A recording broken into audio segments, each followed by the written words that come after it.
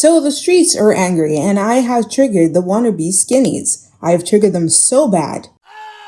They've gone into keyboard psychosis. Ever since I started talking about the great and mighty Miss Ariana, emphasis on the Ana, I have been seeing the craziest comments because apparently questioning a beauty standard is now a personal attack. I was merely just pointing out what was happening in the culture like I always do, because lately we have all become obsessed with the big O, and not that big O, you silly dirty thing. I meant Ozempic, because what's literally hilarious to me, especially as an observer of culture, is when my predictions come true.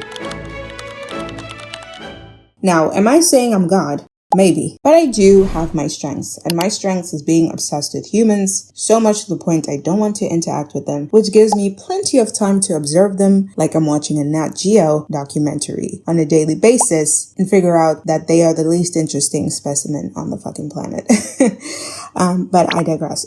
Okay, I'm just dissing humans at this point. Okay, let me stop. About a year ago, I made a video called Pluto in Aquarius, Why is Everyone Getting Super Skinny? And now, a year later, we are watching what I can only describe as an epidemic of skinny Hollywood. Hollywood? Should I even call it Hollywood? More like skeleton wood, because what in the name of the GLP-1 gods is going on? And our latest case today is Jenna Ortega. And I'm not here to speculate about what procedures she may or may not have had. That's her business. So what interests me is the aesthetic that is being chased by all of these skeleton wood girls and boys, because I've been talking about this shift for a while now. I even talked about this in my Looksmaxxing is Making You Ugly video, where I discussed how we've reached a point where people are trying to optimize things that didn't necessarily need optimizing in the first place, when they should probably be doing something more introspective, like reflecting on why do they feel the need to look the way that they do. But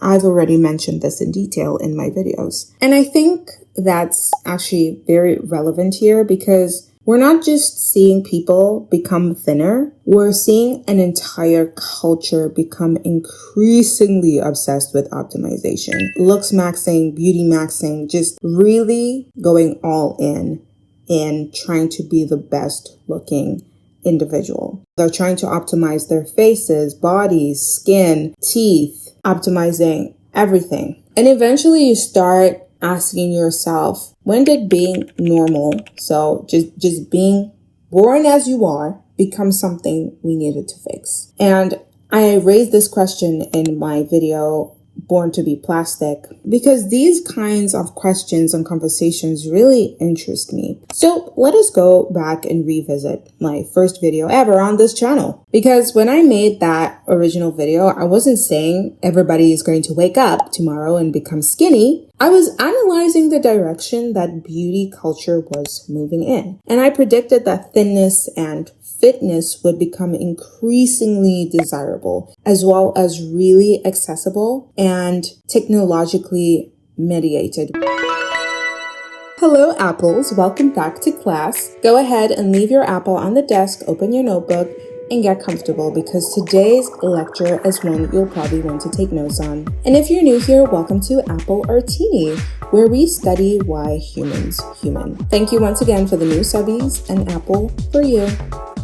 Now, I didn't exactly have a crystal ball when I made this prediction, but I did have the one thing that is my strongest suit: pattern recognition. I had my observations about beauty culture, and I admit I had an unhealthy amount of time spent looking at fashion trends and celebrities. And we also have Aquarius. Now, you don't have to believe in astrology for this conversation to be interesting, because personally, I do not care about horoscopes, and I couldn't give a shit if Mercury is in retrograde today or tomorrow. But what I do care about is patterns, okay? And whether you want to call that astrology or cultural analysis or predictive history or pattern recognition or the fucking 2030 plan, I don't care, okay? Whatever floats your boat. I'm just observing what's happening.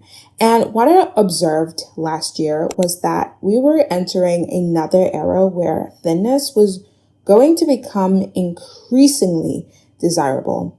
And look at what happened. Low-rise jeans came back, fashion became smaller and more minimal, more revealing. The cultural conversation around weight changed. And I also mentioned how athleisure was going to become more of a thing, and we're already seeing that. And the reason I was interested in Ozempic and GLP-1s in general wasn't simply because people were trying to lose weight or were losing weight. The body is not really the important thing here, even though it sounds like a conundrum because we are talking about the body. But what I'm trying to focus on here is what GLP-1s represent for us right now in society. Because historically speaking, achieving a particular body could require genetics, enormous amounts of money, time, discipline, or frankly, suffering. I mean, if you want to achieve that skinny skeleton look, this is going to sound so stereotypical. Oh my gosh, no. But, head on to a country that doesn't have enough food. But nowadays, technology could accelerate all these desires we've had for ourselves. Once upon a time, if you were born with chopped teeth, man, there was nothing you could do. Now you can get braces. Now you can get veneers and so forth. And as society progresses, the faster we can achieve the ideal avatar we want to be. And I think Pluto in Aquarius is really making us distance ourselves from the way we view ourselves and our relationship with our bodies. Our relationships with our bodies have kind of become like an avatar. And I find it so cool because it's like we grew up in a time where video games were a thing that most of us were raised on. And every time you would choose a character and design them. So we've kind of become accustomed to this way of thinking where we shape the characters to who we think they should be and what we think is the most attractive. And we are now kind of doing that to ourselves because you are no longer doomed to your looks. You could intervene, you could modify, you could optimize, and that changes the game. And you can even do this on a genetic level. And I mentioned this in my previous video as well. If a particular body becomes easier to achieve, it becomes easier for that body to become the cultural norm. Are you following? Okay, good. And we've seen this before, okay? For example, big butts. It was mainly the black race that had that abundant behind. And then technology was like, hold on. Not only them should have the abundance, we want the abundance for ourselves. And for a while, that body shape was relatively exclusive. It was expensive to have a BBL, okay? And then technology became more accessible. The aesthetic became mainstream. And suddenly the thing that was once distinguished to only a relatively small group of people wasn't so exclusive anymore. And this brings me back to the question I asked in my original video. What happens when the masses catch up? Because beauty isn't just about attractiveness. Beauty is also about distinction. And that brings us to the real problem. What happens when everyone is beautiful? I genuinely think we're living in one of the most aesthetically optimized periods in human history. Think about it. Back in the day, if you wanted to know how to look better, you went to your hairstylist and opened like a flip book, or they pointed like, hey, yo, this is what's currently trending. Or you were like, hey, I want to look like Stacy from next door. Okay. She has her hair going like this, like this, like this. And that's all you got. Like there wasn't an abundance of information like the internet gives us now. There was no access to that information. Today, you can search your exact face type. Heck, you can even type it into AI and be like, make sure this person looks like XYZ. And then they produce exactly your face in the way that you want it. Your undertone, your hair type, your body proportions, makeup placement, styling recommendations. You can find tutorials on basically anything. And then beyond information, You also have technology, right? Technology helps you to hide things that you don't like about yourself. Filters, cosmetic procedures, medication, surgery, professional beauty treatments, Photoshop, editing software. You can literally modify your appearance in ways previous generations couldn't even imagine. So we're reaching a very strange point where almost everybody has access to some form of looksmaxxing. Okay. I don't like to call it looksmaxxing. I like the more academic sound to it. Beauty optimization. I don't know. What do you guys think? And that's why I keep coming back to this question. What happens when everyone becomes beautiful? Because if everybody can participate in the same beauty standard, the standard stops being enough to distinguish you. And that's the paradox. The more accessible beauty becomes, the harder it is to be exceptionally beautiful. And next week in my lecture, I will be talking about the Madison Beer paradox on why someone as beautiful as her hasn't really progressed in the direction that the public believes that she should be. So if everybody is thin, you have to be thinner, okay? If everybody has clear skin, yours has to be perfect. Glass. If everybody has a nice face, yours has to be sculpted. Okay, your jawline needs to be able to cut glass. If everybody looks young, you have to look younger, okay? That's why we're seeing this like infantilization trend going on as well. Every time I think like I run out of topics, like something pops up, okay? The goalpost keeps moving. This is where I think the Jenna Ortega conversation becomes interesting. Again, I'm not here to diagnose anybody's face or speculate about what procedures somebody may or may have not done, but I do have eyes. Okay, what is interesting is the aesthetic we're increasingly seeing. Faces are becoming more sculpted, so more angular, more refined, more handsome Squidward. This isn't just about Jenna. It's more than this. It's about all the celebrities in skeleton mode right now are clearly hungry. Okay, somebody feed them girls. Because we're not only shrinking bodies anymore, but we are also shrinking our minds. We are becoming more closed-minded because it's like, well, if this is the only way that you're supposed to be pretty, what else? And I mentioned this in my in my Stay Pretty or Get the Chop video. If you don't stay within the box of what is considered beautiful, you are discarded. And it makes me wonder, you already know where I'm going with this. Like, at what point does all of this looksmaxxing and beauty chasing become too much, right? Where does it start to just be problematic? Because the strange thing about beauty standards is that once everybody starts chasing the same thing, the thing that made you beautiful starts making everybody look the same. And that's when distinction becomes the next goal. When we reach the peak of the BBL movement, all of a sudden the celebrities with the biggest butts started having smaller butts. We saw celebrities slowly shifting away from one aesthetic to another. So finally, for what you have all been waiting for, what are my predictions? Okay, good for you for being patient. Here we go. I'm going to make my next prediction. And you can come back to this video in 3 or 4 years and drag me if I'm wrong. Okay. But I think we're going to see a pushback against the skinny aesthetic. I think so. I really believe that people are going to say no to being skinny.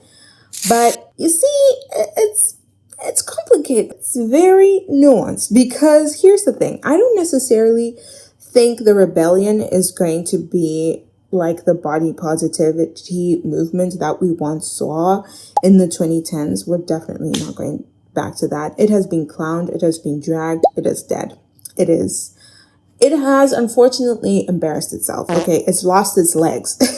because we went from body positivity to complete delusion, which is unfortunate because the body positivity movement really helped me as a teenager. Really. Like, I wouldn't love myself as much as I do right now if it wasn't for that movement. So again, I don't think the rebellion is going to be everybody should love their body. Love yourself. Love your curves. No. I think the rebellion could be fine.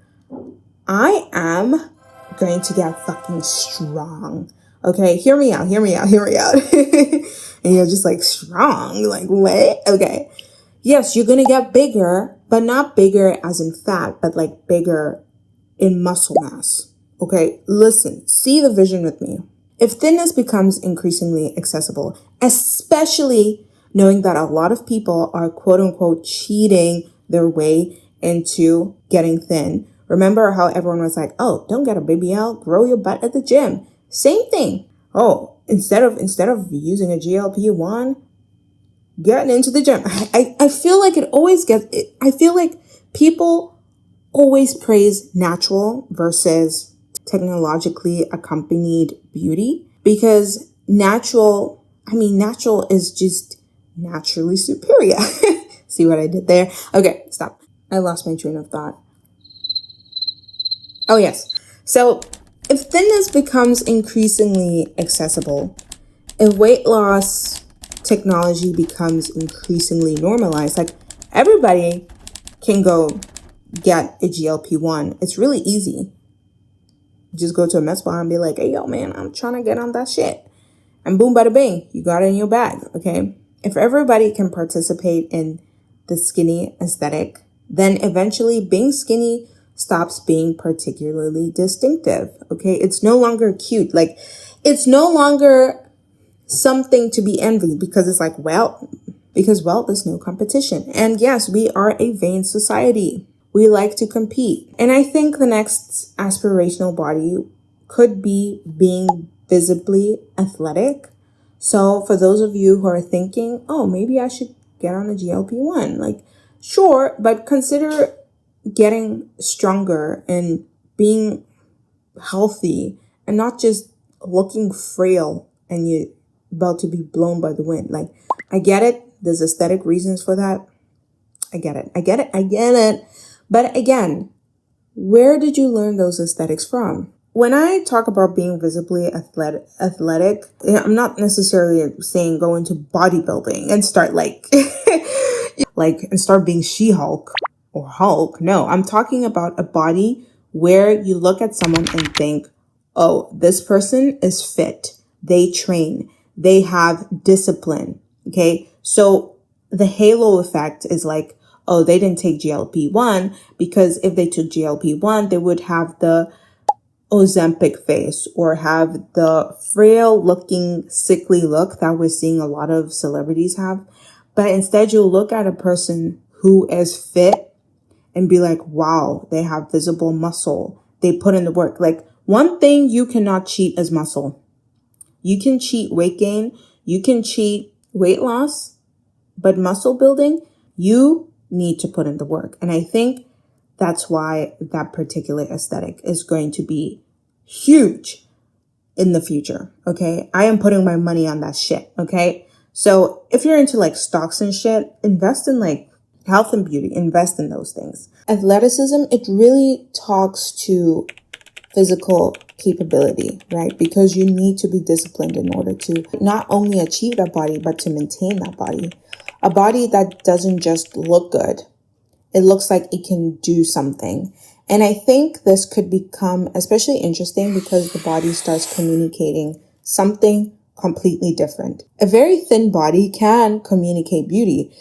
That is the standard that has been pushed onto us, especially as women with models and with the modeling industry, etc. But a visibly trained body can communicate discipline, time, effort, capability, just someone who is on top of their game. Because in order to build muscle, you need to get your macros right, all that stuff.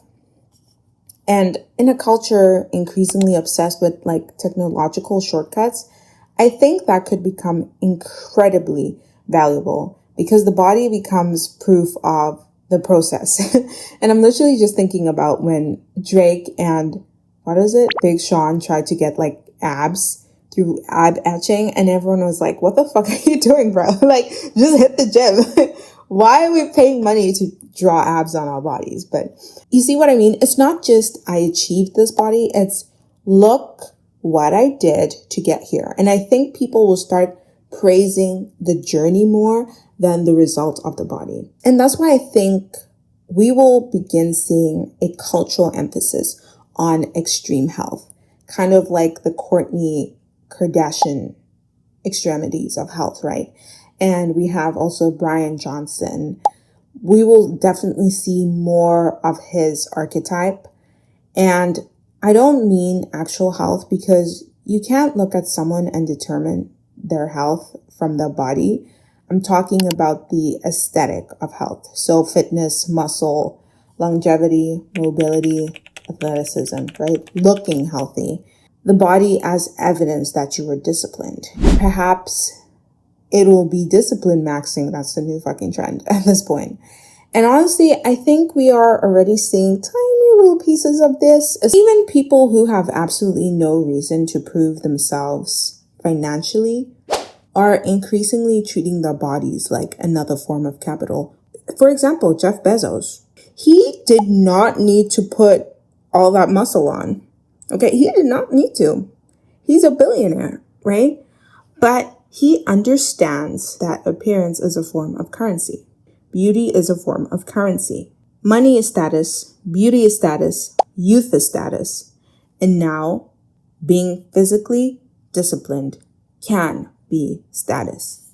For example, you don't just have the money to get like surgery or whatever, but you actually have the time.